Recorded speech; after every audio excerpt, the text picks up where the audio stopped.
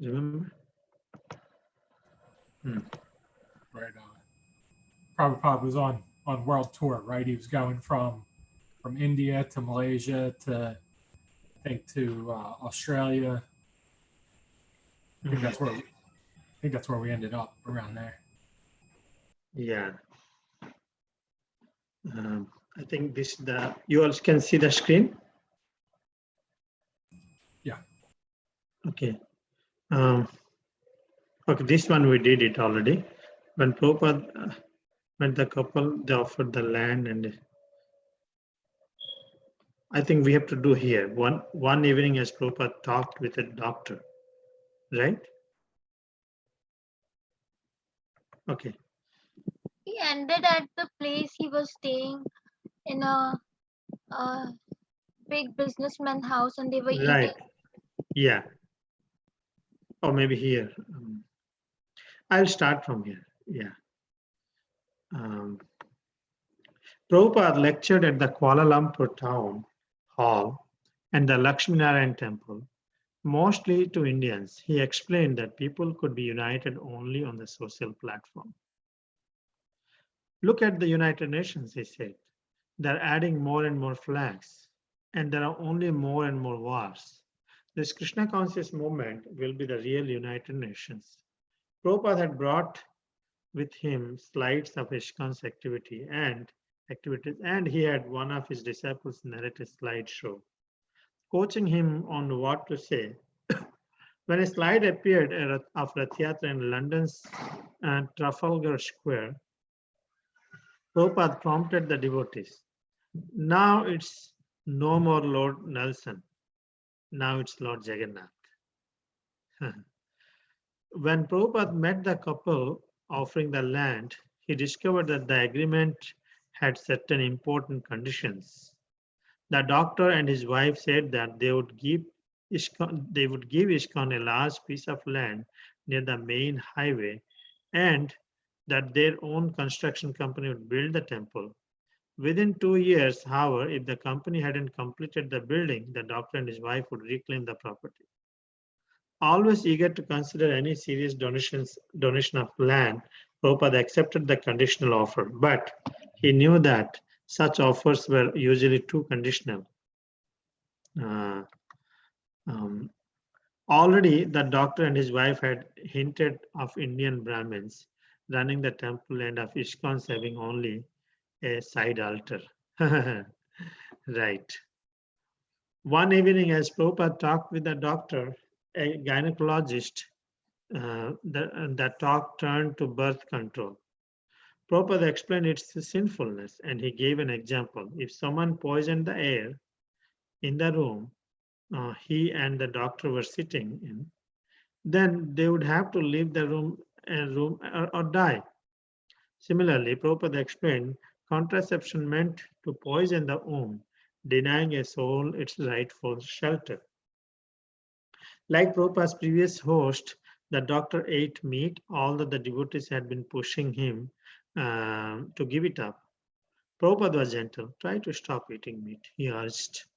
It was Ekadasi, and Prabhupada decided to fast from all food again, showing extreme reluctance to eat in the home of a meat eater. So now we see I want to say before itself, one room in the house held a large collection of marble deities, about 50 sets of Lakshmana and Radhakrishna deities in row. It appeared to be more of a collector's display than worship. However, and Prabhupada was unimpressed. It looks like the family had these tons of deities at their home. We didn't read yesterday. Anyway, so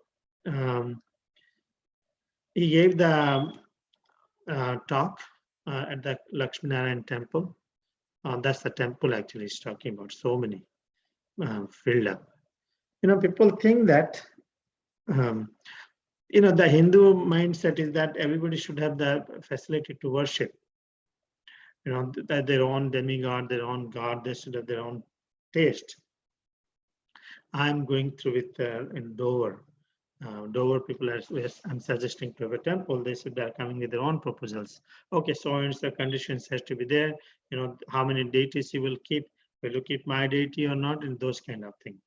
So Prabhupada gave the talk, and he mentioned that how ISKCON is uniting the nations and keeping Jagannath, making Jagannath as the Lord of the earth. So there's a slideshows are going on so people can see further that doctors, they are willing to give the land, and also they're giving its construction has to be built in 2 years. Looks like they're going to give the money as well, right? So with that condition, Prabhupada accepted without hesitation much. All of these conditions are not good. They're already proposing that, we will have our own Indian pujaris will do worship and everything. And ISKCON will have only a side altar like that. So that's it. And he's preaching other people also. There, the gynecologist discussed about, the, what do you call? Birth control. Yeah. Birth control, I discuss birth control. Doctor's point of view, they may say that's good, but in spiritual perspective, it's a killing of the soul. You're denying denying your soul of its rightful shelter. So that's it. Yeah, AJ, please go ahead. Sydney, May 9th, 1971. The Sydney devotees weren't ready for Prabhupada. An early telegram had informed them that he was coming, but a later telegram had said, Prabhupada not coming now. A third telegram had come announcing that Bali Mardana, the Australian GBC secretary, was coming. When a fourth telegram had stated only arriving and the date and flight number, the devotees had presumed this referred to Bali Mardana, not to Prabhupada. The devotees had taken a small garland and had gone to meet the plane, and when the doors to the customs area opened and Prabhupada himself walked out, they were flabbergasted. A white attaché case in his left hand, a cane in his right, a lightweight chadar around his shoulders, Srila Prabhupada entered the airport. Reporters on hand to interview Bali Mardana came eagerly forward, one of them inquiring why Prabhupada had come to Australia. Replying softly, Prabhupada said he traveled everywhere, just as a salesman travels everywhere. A salesman looks for customers wherever he can find them, and Prabhupada was traveling, searching for anyone intelligent enough to accept his message. There is no difference in coming to Australia, he said. The governments have made a demarcation. This is Australia, but we see everywhere as the land of Krishna. One of the devotees hurried to phone the temple. Prabhupada was coming. Like Prabhupada's original temple at 26th Avenue in New York, the Sydney temple was a one-room storefront on a main business thoroughfare. On the storefront's plate glass window, one of the devotees had hand-painted a picture of Radha and Krishna. Prabhupada entered the room and found it bare, except for a simple wooden altar with 3-inch Jagannath deities and big cloth-covered Vyasana. An old rug hid the floor. The blue haze hanging in the air was smoke from the downstairs kitchen, where a devotee was frantically burning cumin seeds to spice Prabhupada's lunch. Prabhupada remained grave as he walked deliberately to the rear door and looked outside. But when he saw garbage and boards stacked high against the building, his gravity turned to sternness. What is all this? He asked. Someone tried an explanation, unsatisfactory.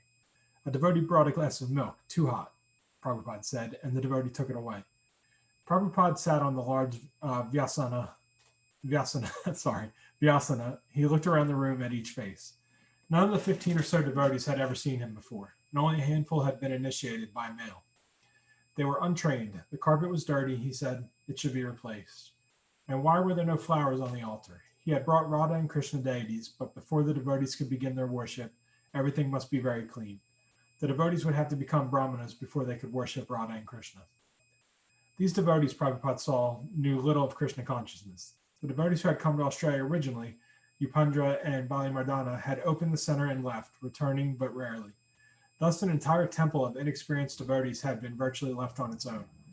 Since none of the Sydney devotees could lecture well, the daily classes had consisted of reading from Prabhupada's abridged Bhagavad Gita as it is, the only book they had. Yet their firm faith in Prabhupada compensated for their lack of training. They accepted him as a pure devotee, directly in touch with God, and they accepted his books as truth and Krishna as the supreme personality of Godhead. But many practical things they didn't know, such as how to cook, lecture, and worship the deities. They knew Prabhupada wanted them to chant Hare Krishna publicly and distribute Back to Godhead magazines to the people of Sydney, and this they did daily. Despite frequent arrests, they continued with their Sankirtan. Sincerity they had, they only lacked training. A devotee brought Prabhupada his lunch, poorly cooked, the chapatis half burned, half raw, the vegetables wrongly spiced. Prabhupada rebuked the cook. If you don't know how to cook, why didn't you tell me? I can show you. And he went into the kitchen. One of the cooks had tried to make kachari and had failed. Although she knew that the dough had to be rolled thin, the filling put in just right, and the edges folded over precisely, neither she nor any of the other devotees had been able to do it. Prabhupada, using the same dough and filling, demonstrated the art and made perfect kacharis. He's rough. So Prabhupada gets to Australia, and the devotees didn't know he was coming, and because they got a lot of mixed signals. They were told he is coming, he's not coming, someone else is coming. So they go to the airport to greet was it Balimardam, and when the doors open, it's Prabhupada instead. So they had done no preparations, weren't ready at all for him to come, and the reporters that were there were then, they were kind of amped, they were excited because it was Prabhupada and not Balimardana, and so they said, why are you here? And he said, because I travel everywhere. I'm like a salesman. I go wherever there's people intelligent enough to accept the message. And then he said, he's like, and there's no, Australia's not a thing. It's essentially, he said, there's not really boundaries or borders. It's all just government, just government plans and words on paper. But everything is Krishna land. Everything is the land of Krishna. So he gets to the temple, and it's they compare it to 26 Second Ave, where it was just a one-room storefront, and he starts walking around and he sees there's nothing in it. There's the carpet's dirty. They don't really have an altar. It's just a piece of wood across the floor, it sounds like, with a couple with 3-inch Jagannath deities on it. There was smoke in the air, but it wasn't incense. It was just smoke from cooking below the store from the kitchen. And he goes outside, and there's trash everywhere. And somebody brings him milk, and he says, "No, it's too hot." He starts looking around, and he realizes he doesn't really know these folks. He hasn't met them before. They haven't met him, and the ones that were initiated were done so by mail. So he tells them, he's like, "Hey, you got to replace this carpet. You need to get flowers on the altar. I brought these deities for you guys, but this place isn't acceptable yet. You need to clean it. You need to know what you're doing before you can, where you need to become Brahmanas before you can worship Radha and Krishna." So it turns out that when the Upendra and Balimardhan, is it Balimardhan? Am I saying that right or not? Yeah, Balimardhan. Okay, Balimardhan opened the center and just kind of bailed. Like they like they would rarely show up. So the devotees that were there really had no clue what to do. They just knew we're supposed to chant and we're supposed to distribute Back to Godhead, and that's what they did. So, and it sounds like they also continuously got arrested for doing so.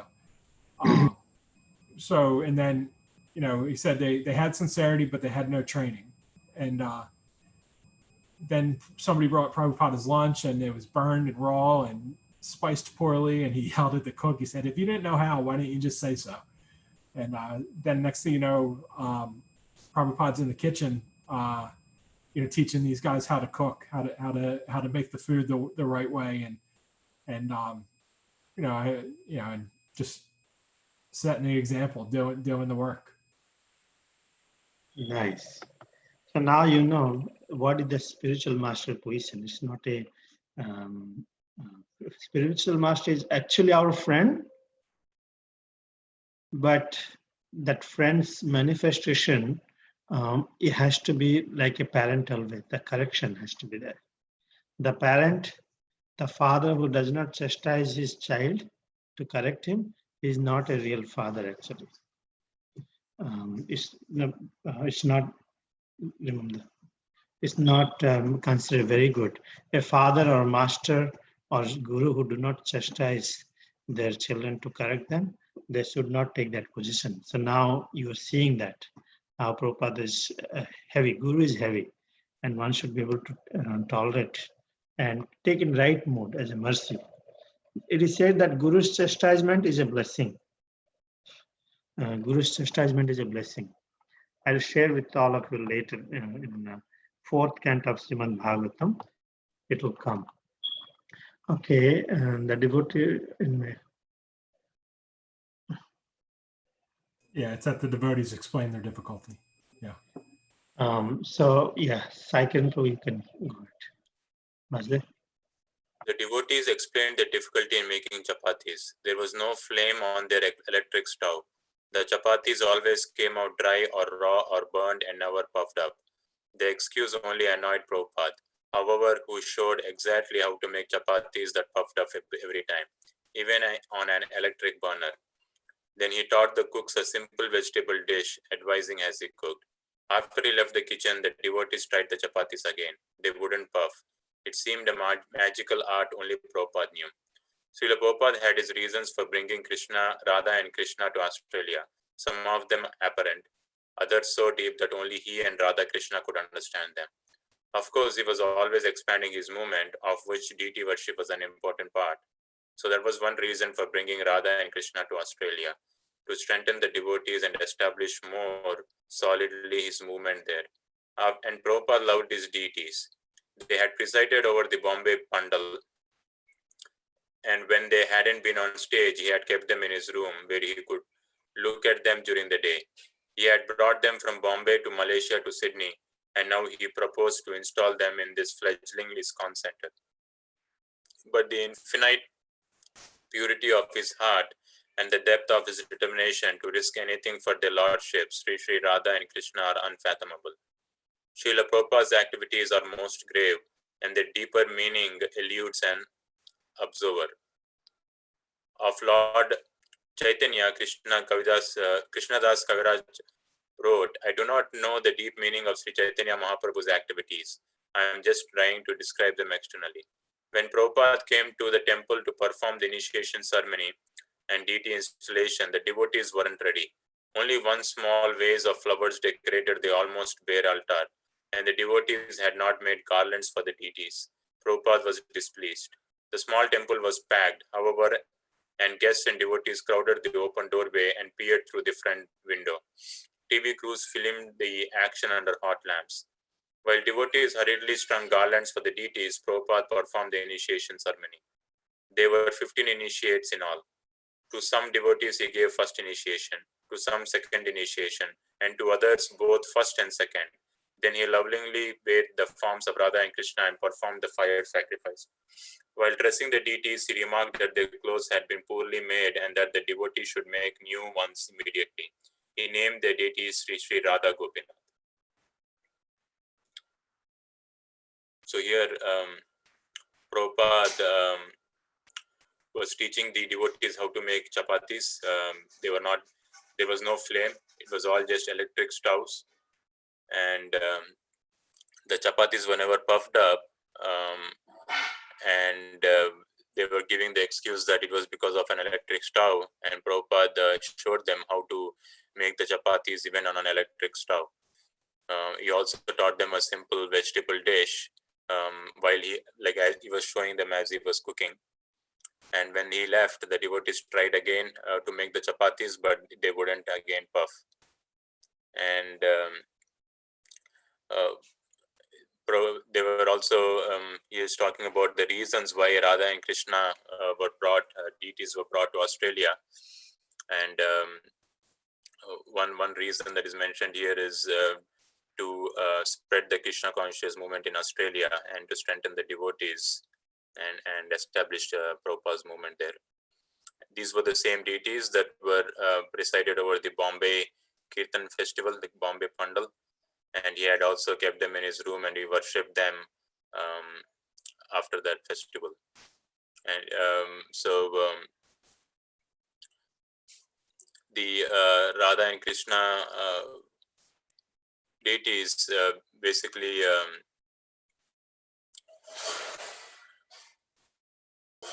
so Kavidas, Krishnadas Kaviraj Goswami writes that just like we don't understand the deep meaning of Chaitanya Mahaprabhu's activities, we are just trying to describe them. And here also the analogy is made that even though we don't understand Prabhupada's, don't know the deep meaning of Prabhupada's activities, so there's an analogy there.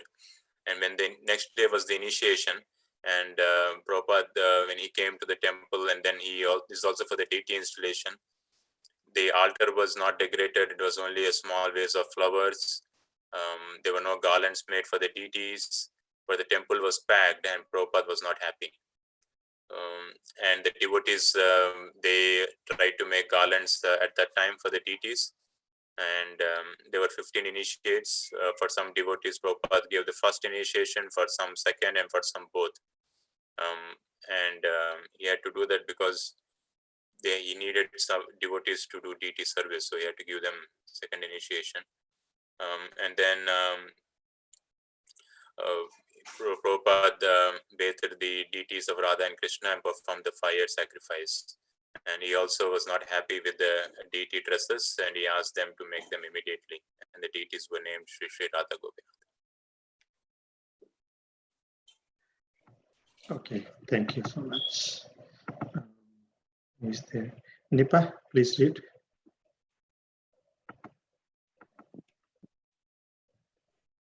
Vaibhavi, he initiated everyone in the temple, who was there, even one boy who had joined that week and had only come across Krishna consciousness the week before, and people who weren't living in the temple, just anyone who was there and somehow serving. He wanted Krishna consciousness to be established in Australia. So he just initiated everybody. He gave first and second initiations at the same time. Because having installed the deities, there had to be some brahmanas.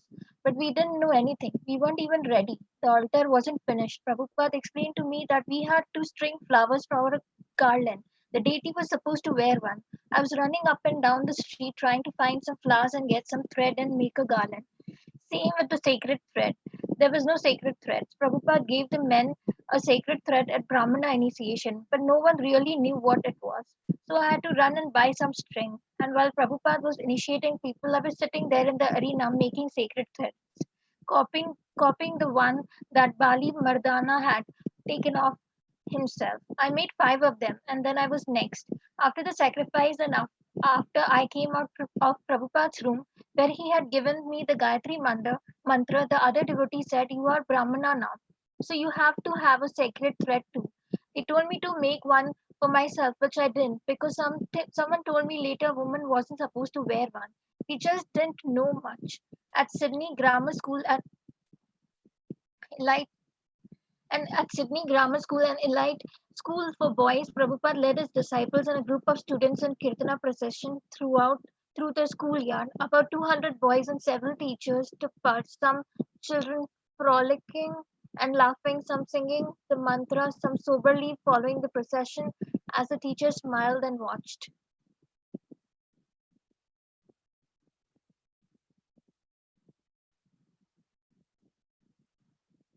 So here,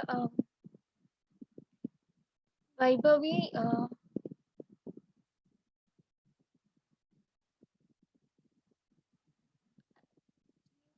I started at while in devotees while devotees were hurriedly strung garlands. Prabhupada was doing the initiation ceremony. There were 15 initiates, and to some he gave first initiation and second initiation, and to others both first and second. He lovingly bathed the forms of Radha and Krishna and performed the fire sacrifice. And while dressing the deities, he also remarked about their clothes had been poorly made and the devotee should make new ones immediately. He named the deity Sri Sri Radha Gopinatha. Vaibhavi, Vaibhavi says Prabhupada initiated everyone in the temple, anyone who was around, and anyone who had just joined for a week also and came across Krishna consciousness the week before. everyone, the people who weren't living also. So he wanted to basically wanted Krishna consciousness to be established in Australia. So he just initiated everybody. He gave first and second initiations at the same time. And he said, but we didn't know, like, there were people who were not ready. The altar was not finished. Prabhupada explained that we had to string flowers for a garland. The deity was supposed to wear one. And while running up and down the street trying to find some flowers and get some thread and make a garland, Vaibhavi was doing all these tasks.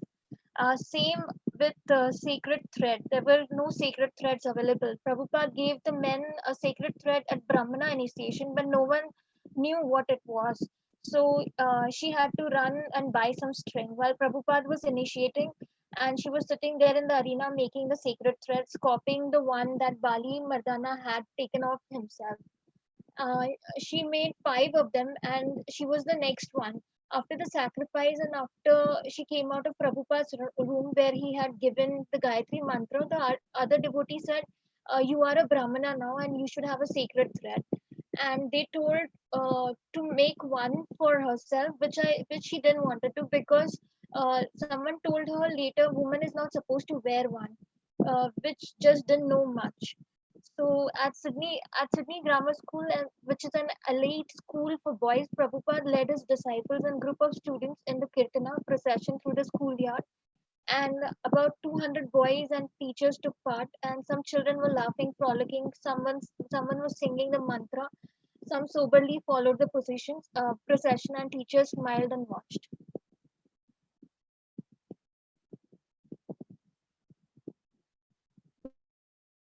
Okay, you ended there. Huh? Okay, sorry for that. I got distracted. Prasanthi, please read. Looks like you have to read from here. The procession ended in a large room with a row of chairs in front. Prabhupada sat in the headmaster's elaborately carved throne-like seat in the center and began playing kartals, continuing the chanting of Hare Krishna. Seeing only a few students responding, he stopped and looked around at the children sitting before him. So you are all beautiful boys. Why you do not join us in chanting Hare Krishna? Is it very difficult? Will you not try to chant Hare? Say Hare. A few children said Hare. Prabhupada, all of you chant Hare. The children weakly Hare said some giggled. Prabhupada led them through the mantra, one word at a time. Still some children were reticent. Prabhupada, there are only three words, Hare, Krishna and Rama. Is it very difficult? Chant again, Hare. Children, Hare. Teasing and prodding, Prabhupada coaxed them. Oh, you cannot chant? Are you all dumb? The children broke into laughter. How is that? Three words you cannot chant. Oh, that is very astonishing. Chant Hare, Hare, Krishna, Krishna. Prabhupada began rhythmically ringing his kartas, the children following him as he sang Hare Krishna, Krishna Krishna, Hare Hare, Hare Rama, Rama Rama, Hare Hare. After a short time, Prabhupada brought the kirtana to a close. Sitting in the beautiful ornate chair, he smiled at the children. Three words, Hare, Krishna and Rama. Do you know what is God? Can any of you stand up and tell me what is God? There was silence, then whispering. Finally, one 12-year-old boy stood. His classmates applauded and laughed. Oh, thank you, Prabhupada said. Come here. The boy approached. Do you know what is God? Prabhupada asked. Yes, the boy replied. God is self-realization, and God is found in the unconscious mind. Thank you. Again, the children applauded. No, wait, don't go away. Prabhupada said, now you must explain what you mean. What is self-realization? Boy, it is tapping the powers of the unconscious mind and seeing yourself. Prabhupada, do you think the mind is unconscious? The mind is unconscious. Prabhupada, to understand the unconscious, you have to find out what is consciousness. I am not talking about consciousness, the unconsciousness. Unless you know, Prabhupada, unless you know consciousness, how can you describe unconsciousness? Boy, the unconsciousness, the ID. Prabhupada, unconsciousness is the negative side of consciousness. So you should explain what is consciousness. Then we can understand unconsciousness. Consciousness, Prabhupada, yes. Try to understand what is consciousness. Then you will understand what is unconsciousness. Consciousness is spread all over the body. Suppose I pinch any part of your body, you will feel pain. That is consciousness. This feeling of pain and pleasure is consciousness. But that consciousness is individual. I cannot feel the pain and pleasure of your body. Neither you can feel the pains and pleasures of my body. Therefore, your consciousness is individual and my consciousness is individual. But there is another consciousness who can feel the pains and pleasures of your body and who can feel the pains and pleasures of my body. That is stated in Bhagavad Gita.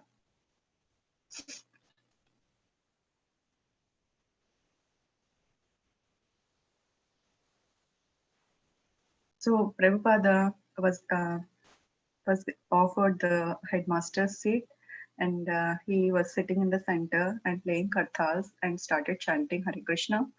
As the children were not following him properly, he stopped, and then he tried to teach the children one word at a time. Initially, they were resistant, but slowly they started.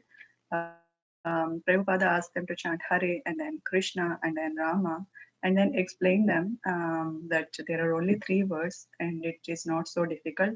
He tried to bring enthusiasm in them, um, and then he started playing the Hare Krishna Mahamantra, and slowly the children followed and the chanting. And after some kirtana, Prabhupada stopped and he asked a question. Can anybody explain who is God? And initially, no one, everybody is silent. And finally, one 12-year-old got up and Prabhupada asked him to come to him and asked who is God. He explained that God is self-realization and God is found in the unconscious mind. And then Prabhupada asked to explain self-realization. And the explanation was, it is tapping the powers of the unconscious mind and seeing yourself. Then Prabhupada asked, in order to understand consciousness, you have to, in order to understand unconsciousness, you have to understand consciousness. And can you describe what consciousness means? Then he was not sure. Prabhupada explained it, saying that if I have some pain or pleasure, you cannot feel, and the same way, vice versa. So, and it is individual. So one, I cannot feel your pain or you cannot feel my pain. So pains and pleasures are individual, but there is one entity who can feel the pains and pleasures of everyone, and that was what is explained in Bhagavad Gita.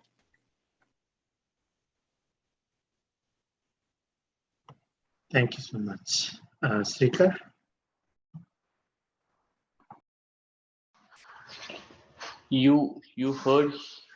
You have heard the name Bhagavad Gita? You, any of you? Another boy, yes. Prabhupada, who says yes? Please come here. Thank you. Very good. At least one of you know what is Bhagavad Gita. In the Bhagavad Gita, it is stated that, and Srila Prabhupada proceeded to explain the difference between the material body and the soul, and between the individual souls and the supreme soul, Krishna. You're individual knower of your body. I'm knower individually of my body. So everyone is knower of his own body. But there is another person who says, I know everything of everyone's body, just like I know something of my body or I know something of this world. Similarly, there is another Atma, soul, supreme Atma, who knows everything of this universe. He is sometimes called God or the Paramatma or Krishna, whatever according to different language. After describing the soul's intimate relationship as an eternal servant of Krishna and the soul suffering caused by forgetting that relation, Prabhupada concluded his lecture. These teachings should be introduced in every school and college so that from the very beginning, children understand what is God, how great He is, how we are related with God, and how we have to live. So our movement, Krishna consciousness, is teaching that thing. Don't think that it is a sectarian religion. We are making people God conscious. It does not matter to what religion you may belong.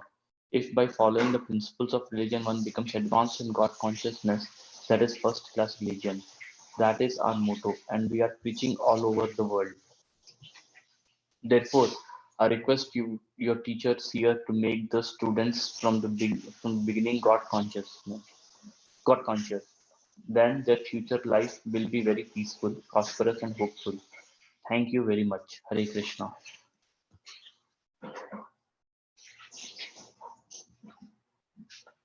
So here Srila Prabhupada asked if anybody in the audience knew what the book about the book Bhagavad Gita, and then there was one boy who answered yes. And then Prabhupada asked that boy to come onto the stage. So he said at least one of you know what Bhagavad Gita is. And then said and Srila Prabhupada said that in the Bhagavad Gita, so the difference between the material body, the soul, and between the individual soul and the super soul is clearly explained. And then Srila Prabhupada explains philosophy here. He says that so that we are all individual knowers of our body. Like that boy is that like that for example, that boy is the individual knower of his body, whereas Srila Prabhupada is knower of his body. So like that, everybody in this world is knower of their own bodies. But there is one person who knows everything of everyone's body. And then so that one thing is super soul, Atma, who knows everything of the universe. So he's called God or Paramatma or Krishna. So whatever, according to all the different languages. So then Srila Prabhupada described the soul's intimate relationship as the eternal servant of Krishna. And then the cause of suffering in this world is because we forget our relationship with Krishna. And Srila Prabhupada concluded his lecture. So in his conclusion, he mentions that these teachings should be introduced in each and every school and college from the beginning, so that children understand who God is, how great He is, and then how one can relate oneself with God, and how to live life. And then he said, so this Krishna consciousness movement is teaching that very basic principle. And then he mentioned that to not think Krishna consciousness as a sectarian religion. It is just that it's making everybody God conscious. That's all. It's not in sectarian. So it means it does not matter what religion one follows. If by following the principles of religion, if one becomes advanced in God consciousness, that is the first class religion. That is the motto of Krishna consciousness movement. And therefore, Srila Prabhupada said he is requesting all the teachers to make the students from the beginning God consciousness. So that way, their future will be very peaceful, prosperous, and hopeful.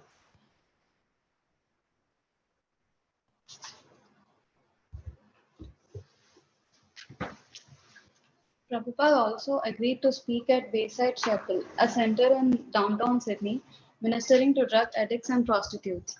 A Bayside sponsor met Prabhupada at the temple and accompanied him to the chapel. The sponsor, a long-haired young man in hippie dress, boasted of how Bayside Chapel helped drug addicts. Prabhupada, however, took it that he was saying the chapel supplied drugs to the addicts. At Wayside Chapel, a skeptic in the audience challenged Prabhupada. Prabhupada had explained that the chanting of the holy names of God was the only way to actually help people. But the cynic challenged, what good actually is this chanting of Hare Krishna? It saves you from death. Prabhupada answered forcibly. May 12, 1971. In his quarters in Sydney, Prabhupada wrote the preface to the upcoming edition of Bhagavad Gita as it is. The Macmillan Company had now agreed to print the unabridged manuscript. The contract was signed. The book was being read for printing. Only the preface remained to be written. Prabhupada wrote in his preface that although he was known for starting the Krishna consciousness movement in America, actually the original father of this movement is Lord Krishna himself. Giving all credit for his own achievements to his spiritual master, Prabhupada said that the only qualification he himself had was that he had tried to present Bhagavad Gita as it is without adulteration. Instead of satisfying his own personal material senses, he, a person, has to satisfy the senses of the Lord. That is the highest perfection of life. The Lord wants this and he demands it. One has to understand the central point of Bhagavad Gita. Our Krishna consciousness movement is teaching the whole world the central point. And because we are not polluting the theme of Bhagavad Gita as it is, anyone seriously interested in deriving benefit by studying the Bhagavad Gita must take help from the Krishna consciousness movement for practical understanding of Bhagavad Gita under the direct guidance of the Lord. We hope, therefore, that people will derive the greatest benefit by studying Bhagavad Gita as it is, as we have presented it here. And if even one man becomes a pure devotee of the Lord, we shall consider our attempt a success.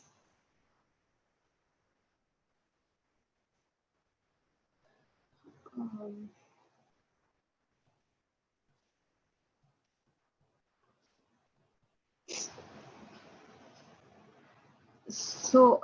Prabhupada agreed to speak at Wayside Chapel, which is a center where people are drug addicts and prostitutes. So a sponsor at Wayside met Prabhupada at the temple and he accompanied him to the chapel. So the sponsor was a long-haired young man in a hippie dress. And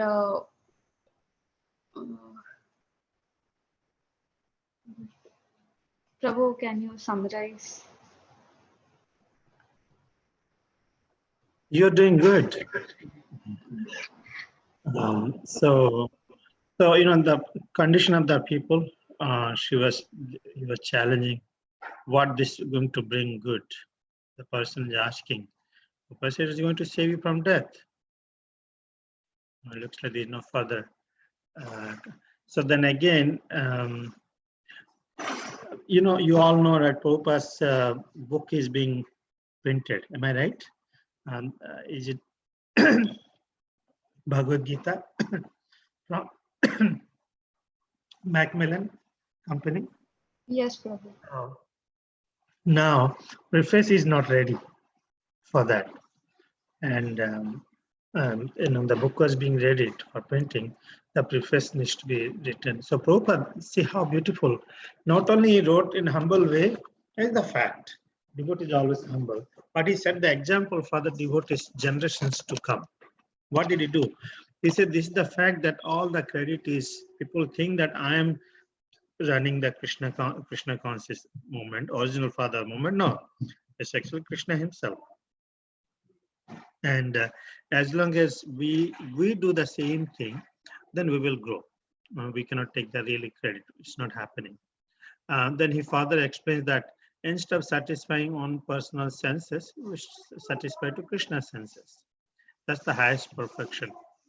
And Lord wants this and he demands this. 1 second. So our Krishna conscious movement is teaching the whole world the central point without polluting the theme and purpose of Bhagavad Gita. So anyone interested seriously to understand, to derive the benefit, they must read Bhagavad Gita as it is, and which we are trying to please. So then you read this also, I believe, right? Yeah. So that publishing full Bhagavad Gita manuscript to establish the Krishna conscious movement before. Did you read this one? No, you haven't read this. Okay. So I think I'll be reading now. As Prabhupada explained in his preface, he was publishing the full Gita manuscript to establish the Krishna conscious movement more soundly and progressively. He would do this by presenting transcendental literature like Bhagavad Gita. But he would also have to go, as Lord Chaitanya has said, to every town and village, either personally or through his agents, his disciples. And wherever he went, he would preach Bhagavad Gita to whoever would listen. Tomorrow, Prabhupada would leave Australia for a big Pandal festival in Calcutta. Then on to Moscow, Paris, Los Angeles. Lord Krishna states in Bhagavad Gita that no servant is more dear to him than one who teaches Bhagavad Gita to the devotees. And Prabhupada, in all his activities, whether writing a preface, lecturing to the prostitutes or drug addicts, teaching a disciple to cook chapatis without burning them, or planning grand projects yet to come, was always teaching Bhagavad Gita and therefore was always the dear servant of Lord Krishna. Prabhupada stood before the deities of Radha and Krishna, Radha Gopinath with folded hands. After less than a week in Sydney, he was leaving. He knew that the devotees were here not up to standard required for worshipping Radha and Krishna, and he knew that he was taking a risk, entrusting their worship to neophyte disciples. Yet, as an empowered Acharya and as the representative of Lord Chaitanya, he had to implant Krishna consciousness anywhere it might take root. The world was in desperate need. If his disciples followed the process he had given them, chanting, hearing, and observing regulatory principles, he knew they would quickly become purified. Such a magnanimity heart, it's not easy, should not be done like that way. Okay, I think we are here. So Prabhupada explained that to establish Krishna conscious movement, more sound, he would do this presently transcendental literature Bhagavad Gita. Now, I was thinking that so far, so much of progress, there's really literally no books has not come. It's only Srimad Bhagavatam is available so far, right? Now, Prabhupada is working with the publisher and also the printing company and everybody to get this. So the real miracle is going to come. It's only the preface is going to be printed. And that's, he already composed it. So now Prabhupada is living is just 1 week in Australia, and so many things happened. He initiated, he established, installed the deities. These are very unusual things. So much of mercy, and is empowering these disciples to render the service. So he's going back to Calcutta. Then from there he's going to go to Moscow to attend, and he has plans to preach more because that's what is pleasing to Lord Krishna. No one is dear to him than the one who teaches this message. In all these places, with whatever the example he was setting, was actually messaging, serving, and Lord Krishna, following the teachings of Bhagavad Gita. Now, before he leaves, it's 1 week. All these new people got initiation, first initiation, second initiation, but Prabhupada himself got initiation after so many years. Well, who will take up the deities? How it will happen? That's why Prabhupada is saying, I'm totally dependent on Radha Gopinath, requesting, that our service is not up to standard. So, but as still, he's as empowered Acharya, representative of Lord Chaitanya, he had to implant Krishna consciousness wherever it can take a little root. And he had given an analogy, although in material life, a man must first become a highly qualified lawyer before sitting on the judge's bench. In Krishna consciousness, a sincere devotee is first allowed to sit on the bench to become a Brahmana, and later, by the mercy of the holy name and the spiritual master, he becomes qualified. The devotees in Sydney, however, were particularly immature, and Prabhupada made an extraordinary request of Radha Gopinath. Now I am leaving to you in hands of Malachas. He's praying to Lord Radha Gopinath. I cannot take the responsibility. You please guide those boys and girls and give them the intelligence to worship you very nicely. Prabhupada very interestingly gave the responsibility to Lord Krishna himself.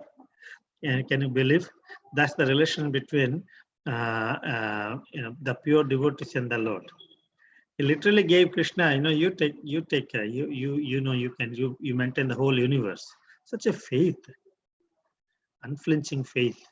So you take care of them now. Okay, AJ, please read something. Starting at, so Calcutta, May 13th, 1971. Prabhupada arrived just in time for the 10-day Calcutta Pandal Festival. On his orders, Giriraja and Tamala Krishna had come to organize the festival, just as they had the one in Bombay. Prabhupada had written to Jayapataka Swami, president of ISKCON Calcutta. In the Sankirtan Festival, Pandal is a very big kitchen arrangement. If a very big kitchen arrangement can be made, then we shall distribute prasadam daily. Try to make this arrangement. puri, halava, khichdi, whatever can be arranged as much as possible. Tamal Krishna and Giriraj have all the ideas. Sorry. Attendance surpassed that of the Bombay Pandal with 20 to 30,000 people attending daily, including ministers of parliament and other distinguished speakers.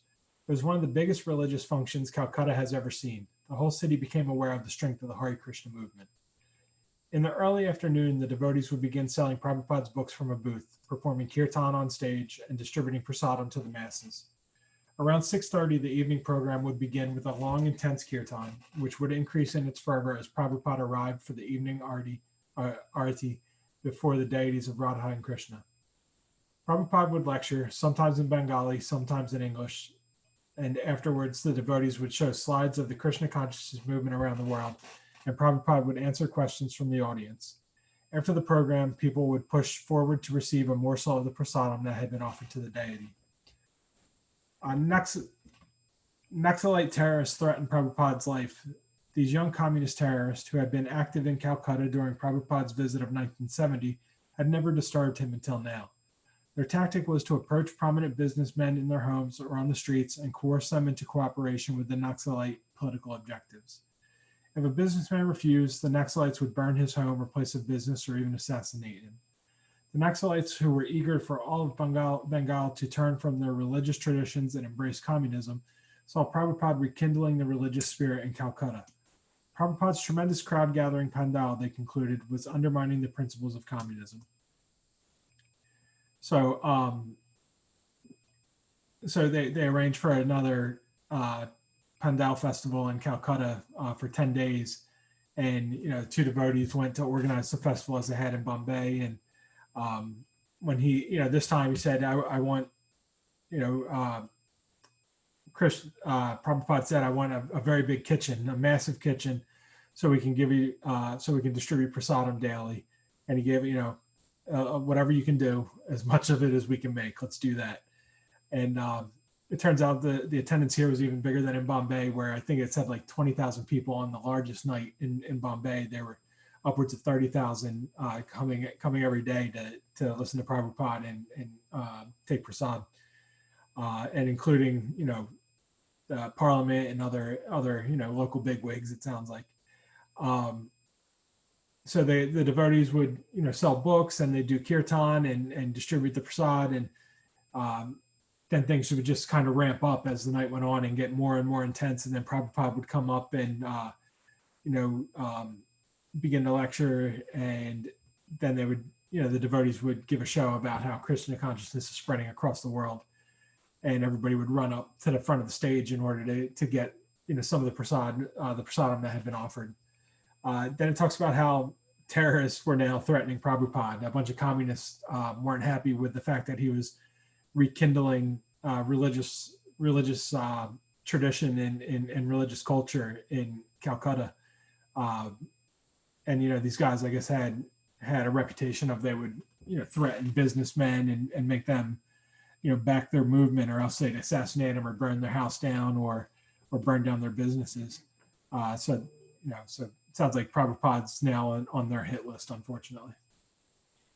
I'm surprised to hear. I never know all these things. The communists, they do it. Till now, they're disturbing a lot. But I never know that this communists are really Naxalites and terrorists. It looks like their foundation is like that.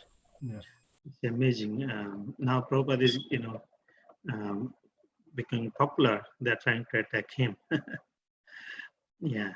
Second group. Fly or die, read the note Prabhupada received. He informed the police, who regretted their inability to help. The whole of Calcutta, they said, was in terror of Naxalites. Prabhupada, however, refused to be intimidated. He would not fly. Even if they were to attack him, he said, what better way for a Vaishnava to leave his body than while preaching the glories of the Lord. The next night, as Prabhupada came before the crowd to speak, he noticed a group of rowdy young men, Naxalites, near the stage. They were protesting the preferential seating of certain dignitaries on stage. When one young radical shouted that the radicals themselves wanted to dance on stage, the devotees invited them to join in a kirtan. The Naxalites backed down but continued shouting and disrupting the meeting. They began banging the seats of the wooden folding chairs, calling out Naxalite slogans and threatening to burn the place down. Others in the audience began talking nervously among themselves, increasing the commotion. In a vain attempt to bring order, some of the devotees threatened the dissenters. Pushing and scuffling broke out in the audience. Chintamani prakara satmasu kalpavriksha lakshavruteshu surabir abhipalayantam. Prabhupada's voice rang over the powerful loudspeaker system. Appearing uninterested in the crowd, depending only on Krishna, he began singing prayers from the Brahma Samhita, and within minutes everyone quieted. Those who wanted to leave left, and those who wanted to stay sat down. The crowd subdued. Prabhupada lectured. Several more fly or die notes came, and the Naxalites returned the next night, threatening again to burn the pandal. Call them, Prabhupada said, I will meet with them. The devotees thought it unsafe, but Prabhupada insisted. In a small room behind the pandal, Prabhupada spoke with the hostile youths. They were angry and disrespectful at first, but as Prabhupada explained to them the Vedic concept of communism with Krishna at the center, he caught their interest. They agreed to allow Prabhupada's meetings to continue without any further disruptions. Achyutananda Swami. The last night of the 10-day Pandal program was the grand finale with over 40,000 people attending. I had just stepped out to get sugarcane juice. The Pandal was completely packed when I left, but when I got outside, I saw rivers of people flowing through the 4 main gates into the Pandal tent.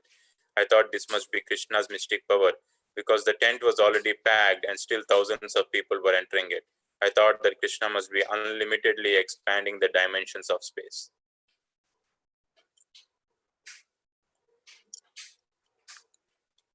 So here, Prabhupada has been facing troubles from the Naxalites. He received some fly or die notes from the Naxalites, and he informed the police, but they said they cannot help, and the whole of Calcutta was was afraid of the Naxalites. But Prabhupada did not refuse to bow down, and he said he would not fly, meaning he would not leave. If they attack him, then what is a better way to leave the body than for a Vaishnava than to die while preaching the glories of the Lord? And next day when Prabhupada came to speak, he saw that a group of Naxalites were protesting. Basically, they were disturbing. They were banging the wooden chairs. They were making noise, shouting, and disrupting the meeting. And the devotees invited them to join the kirtan, and basically they did not join. And they were, there was an argument that happened between the devotees and the Naxalites, and they were also pushing and scuffling. And Prabhupada's voice, he was chanting the Brahma Samhita over the loudspeakers. And after some time, everyone quieted. Who left, who wanted to leave, they left, and who wanted to stay, they stayed. And the lecture continued. And the same thing happened the next night too. Prabhupada Prabhupada this time said, I want to meet with them. The devotees said it was not safe, but Prabhupada insisted. And behind the pandal, he had a meeting with those youth, the Naxal youths, and they were angry and disrespectful. But when Prabhupada explained to them about the Vedic concept of communism, he caught their interest, and they said that they will not do any more disruptions, and they will allow the meetings to continue. And the last day, Achyutananda Swami says, the last day of the 10-day Pandal program, 40,000 people had come, and the Pandal was already packed. And when he left to get some sugarcane juice, more and more people were trying to get in. And he thought that Krishna was expanding the dimensions of the space, because the tent was already packed and many people were still entering it.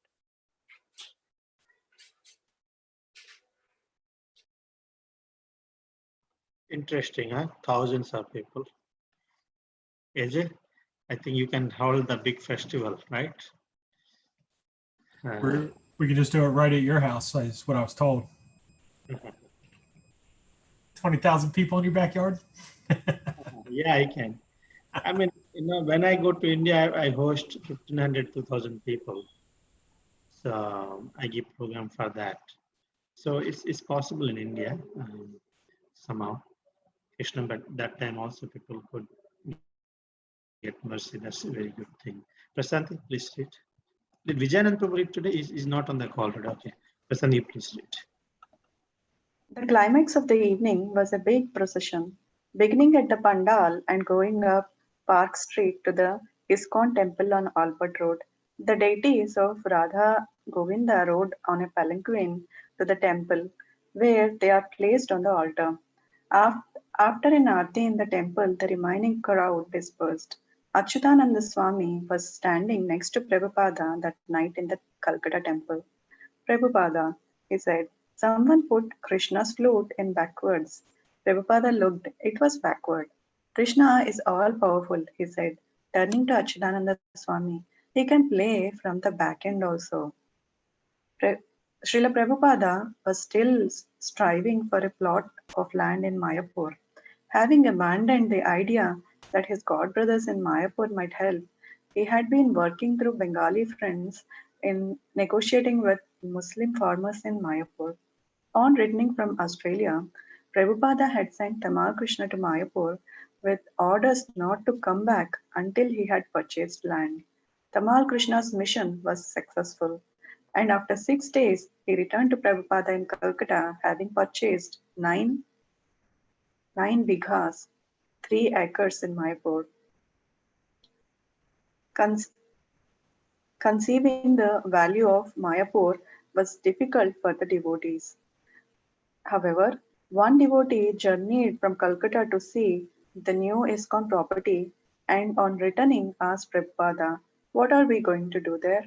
It's just a big empty field, nothing is there. Because there are no factories and cars, Prabhupada replied, therefore you think there is nothing to do. But we are going to chant Hare Krishna in Mayapur. We will build a big temple there, and all the devotees in the world can go out and chant Hare Krishna in the place of Lord Chaitanya's birth. On May 28, Prabhupada wrote, you will be glad to learn that we have purchased about 5 acres of land in Mayapur, the birth site of Lord Chaitanya, and we have proposed to hold a nice festival there from Janmashtami day for 2 weeks. At that time, the foundation stone will be set down. I wish that all our leading disciples come to India at that time. There are 50 branches, so at least one from each branch should attend the function.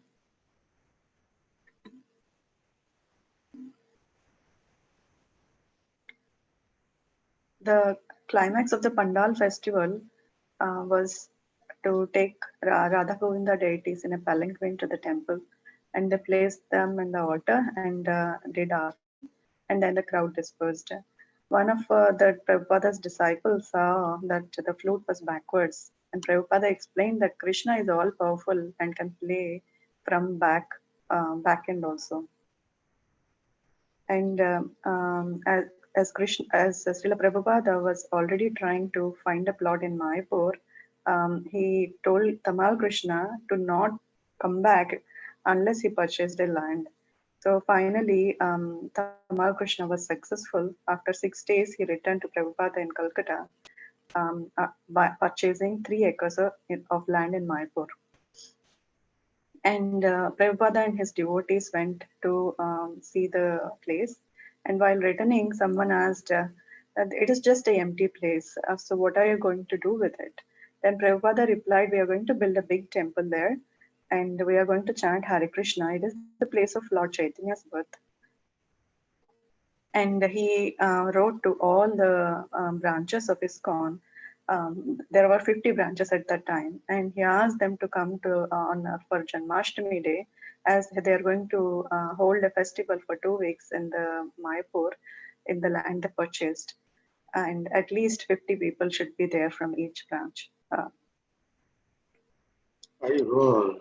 We just finished in few lines. That itself is such a not an ordinary activity.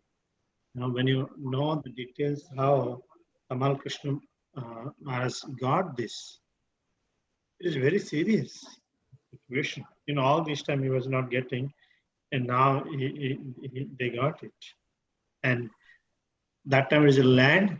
Now it is the world's largest temple, world's largest place, and we have hundreds of acres of land there. Hundreds of acres. So a few minutes, I think Seeker can read few minutes. June 1971. For months, Prabhupada had been planning to visit Moscow. Aside from his desire to preach to the Russian people, he had a specific meeting in mind with a Russian Indology professor, Gigi Kotovsky. Professor Kotovsky headed the Department of Indian and South Asian Studies at Moscow's USSR Academy of Sciences, and Prabhupada had been corresponding with him for a year. Krishnadasa in West Germany, with the help of Dr. Bernhard of the University of Hamburg, had obtained the names of other Russian scholars of Indology. A letter to Krishnadasa in December of 1970 had revealed Prabhupada's plan for preaching in Russia. I'm very encouraged to see your enthusiasm for preaching this message to the Russian people, and your idea to send letters with the help of Dr. Bernhard is very good. He is a big scholar and he also appreciates our movement. So if you arrange a tour of Russia for me, I'm prepared to accept. Let us see what Krishna desires.